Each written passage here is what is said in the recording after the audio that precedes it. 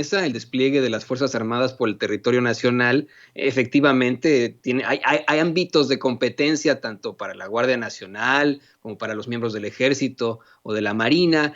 Y hoy, pues, es más que evidente que esa militarización de la que tanto se quejan en la oposición, en las esferas del poder de la ultraderecha, esa militarización del país se dio en tiempos de Felipe Calderón, pero esos mismos panistas y conservadores insisten con señalar con el dedo al presidente López Obrador para atacarlo. ¿Qué nos puede decir sobre esto? ¿Verdaderamente en estos momentos en México hay una militarización?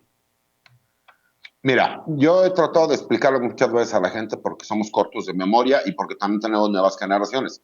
La realidad es que se empezó a utilizar el ejército desde los tiempos de Ernesto Zedillo Ponce de León, porque la mayoría de los grandes comandantes o de los encargados de la seguridad a nivel nacional, en tanto la seguridad pública como en la seguridad nacional, eran generales del ejército en activo y que lo que hicieron fue única y exclusivamente mandarlos a puestos administrativos de carácter civil. Eso lo sé porque yo lo viví, mi padre fue una de las personas que estuvo ahí y posteriormente con Fox se realizaron las mismas funciones, pero hasta que llegamos al gobierno de Calderón es cuando sacan ya de forma directa al ejército a las calles, porque recordemos que con Fox incluso en la Policía Federal ya se había intentado y se hizo lo que ahora se hizo con la Guardia Nacional, que se utilizara los elementos de la Policía Militar para que fueran a iniciar lo que era el trabajo en la Policía Federal.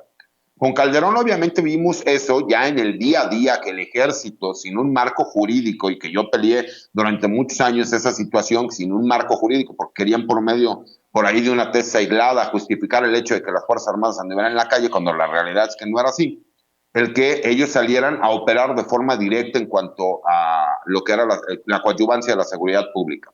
Desafortunadamente la gente confunde términos, hablan de militarización y de militarismo. La militarización se daría en el momento en que nosotros no solo viéramos a los elementos militares en la calle, sino que además aplicaran las leyes castrenses. Y el militarismo sería que empezáramos a ver secretarios de Estado que fueran generales en el activo y que formaran parte del gobierno. Al no entender este tipo de situaciones, por supuesto que en un país democrático no tendríamos por qué estar viendo a los elementos militares realizando funciones de seguridad pública en la calle. Pero es tanta la incapacidad que ha habido por parte de las policías municipales, estatales y federales, que tuvimos que crear a la Guardia Nacional con elementos del ejército, en su gran mayoría, el 70-75% son elementos que pasaron comisionados tanto de la Marina como del ejército para formar la Guardia Nacional. Por supuesto que nadie me puede decir, ningún especialista serio, que de forma inmediata no sería la solución el tener a la Guardia Nacional y al ejército como coadyuvante, porque mira la situación que yo te comentaba. Con la capacidad de fuego que tienen, la capacidad económica y estructuras que tienen los grupos criminales, se han ido comiendo a las policías municipales y a muchas policías estatales. Y la problemática que tenemos es que empiezan a tener control territorial de muchos lugares en la República Mexicana. Pero acá es un problema que tiene 18 años que está sucediendo y que esta administración la tuvo que heredar. Y por supuesto que los que ahora critican y que hablan sobre la militarización del país y atacan directamente al presidente de la República y al ejército, pues vienen tiempos electorales y por supuesto que esos ataques van a ser todavía muchísimo más grandes. Pero recordemos que fueron ellos, porque como tú lo comentas, yo te digo que esto viene desde el sexenio de Ernesto Zedillo, se agravó con Vicente Fox, realmente se declara la guerra contra el narcotráfico con Felipe Calderón y todo el sexenio de Peña Nieto se siguió trabajando y manejando las formas exactamente igual. Hasta este sexenio fue que de forma legal con la Guardia Nacional el ejército tuvo participación para llevarlo a cabo. Y por supuesto que vemos también que se critica mucho el hecho de que a los militares les han estado dando muchísimas responsabilidades que de acuerdo a esos supuestos especialistas no corresponde al ámbito de los militares, pero pues se les olvida que existe un área de ingenieros de combate, que son los ingenieros militares, un arma como es el arma de zapadores, que se dedican exactamente a la construcción. Y cuando nosotros vemos que el presidente de la República habla de una cuarta transformación y que esa transformación se tiene que llevar a cabo, y obviamente él tiene que contar con las personas que puedan darle resultados, la realidad es que los que siempre le han estado dando resultados son las Fuerzas Armadas. Y si nosotros vemos que las Fuerzas Armadas dan resultados, pues obviamente el presidente de la República va a utilizar a las personas que no le dan problemas y que les dan resultados. Y eso lo vamos a ver en este año 2021, que va a ser la bandera de la oposición para atacar, cuando a ellos se les olvida que pasaron 4 sexenios tanto del PRI como del PAN, otra vez el PAN y después el PRI, que lo que hicieron fue utilizar a las Fuerzas Armadas y sí de forma ilegal. ¿Por qué? Porque no tenían un marco jurídico para que ellos estuvieran en la calle. Y partiendo desde el punto de vista y de la premisa que en ningún país democrático deberían de estar de forma permanente las Fuerzas Armadas, lo único que pido es que esos 5 años, en cuanto al decreto de la Guardia Nacional, se utilicen para crear realmente una Guardia Nacional civil y preparada para que los militares, al término de esos 5 años, puedan regresar a sus cuarteles para realizar las funciones que les corresponde de acuerdo a la ley orgánica del Ejército y Fuerza Aérea Mexicanos.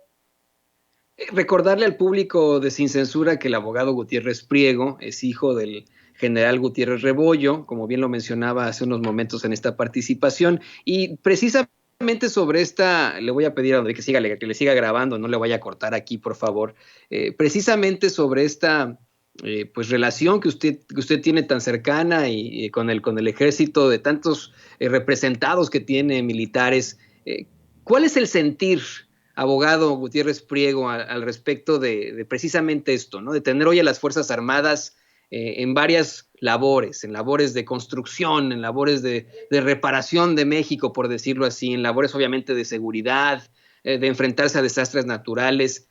¿Cuál es el sentir que usted ha visto dentro de las Fuerzas Armadas al respecto? Mira, el ejército se divide en la tropa, los oficiales, los jefes y los generales. Por supuesto, cada quien cumple con diferentes roles y tiene diferentes tipos de obligaciones. Si tú le preguntas a la tropa, que es la columna vertebral del ejército, pues por supuesto que ellos sienten un exceso de trabajo, y más cuando hubo una promesa por parte del presidente de la República en donde serían los primeros a los que se les subiría el sueldo, situación que no ha sucedido. Pero a su vez también ellos se sienten con la capacidad para cumplir con las obligaciones que les encomiendan los mandos. Los oficiales, que son los más cercanos a la tropa y que son el siguiente escalafón que existe de autoridad en el ejército, saben cuáles son las responsabilidades que tienen que llevar a cabo. Los jefes, aunque están un poco más distantes y son más cercanos a ser generales, obviamente también cumplen con las responsabilidades que se tienen que llevar. Los generales, por supuesto, que a mayores obligaciones, pues mayor poder, y ellos sienten que están cumpliendo con una de las obligaciones que el país les está dando, porque recordamos que el personal militar son orgullosos de cumplir con las misiones, pero sí hay un exceso de trabajo hacia el personal militar, hay un exceso de funciones, y lo único que piden es que así como ellos están respondiendo a todo lo que les ha solicitado el presidente de la República, pues que el presidente de la República también tenga un gesto para con ellos, y empiezan a verse esos gestos de forma positiva. Por supuesto que ellos nunca van a murmurar en contra del mando, porque no es la forma. Es mentira que se encuentran muy molestos. Por supuesto que hay cosas que ellos quisieran y hay que ser muy claros y muy críticos y ser muy asertivos en cuanto a lo que es. Pero ellos lo único que quieren es, el señor presidente les prometió que iba a haber mayor franquicia y mayores saberes, o sea, mayores sueldos. Ya hay mayor franquicia, pero sí, sigue existiendo una sobrecarga de trabajo y no han llegado esos famosos aumentos en los saberes. De acuerdo a lo que las nuevas obligaciones que les han dado, en donde los gananciales tanto del hospital como del Tren Maya serán para las Fuerzas Armadas, la promesa se supone se va a cumplir y se va a cumplir de forma retroactiva.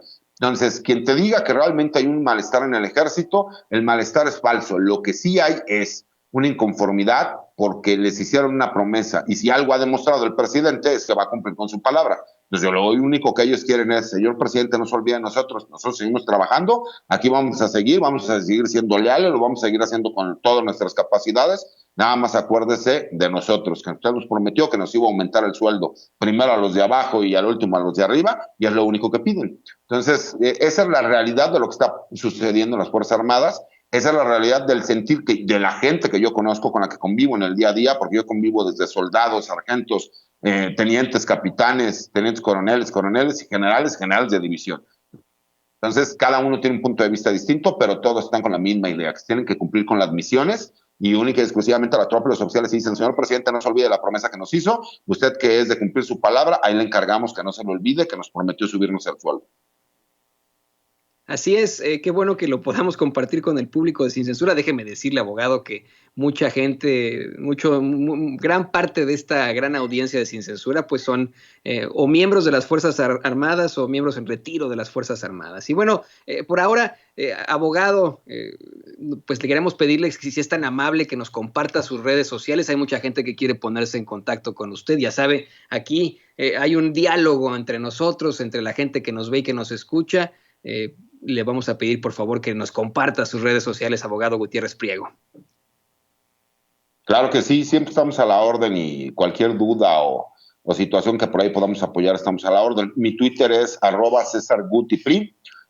Los invito a leerme todos los martes en La Silla Rota, que escribo una columna, los jueves en Campo Marte, blog de información militar y seguridad nacional, y obviamente en la página de la Fundación General Jesús Gutiérrez Rebollo, tanto en línea como en Facebook. El abogado especialista en Derecho Penal, Derecho Militar y Seguridad Nacional, el licenciado César Gutiérrez Priego. Le agradecemos por esta entrevista muy interesante como siempre y pues nos veremos muy pronto. Al contrario, estamos a la orden. Saludos a ti y a todo tu auditorio. Que pasen buena tarde. Gracias al abogado Gutiérrez Priego.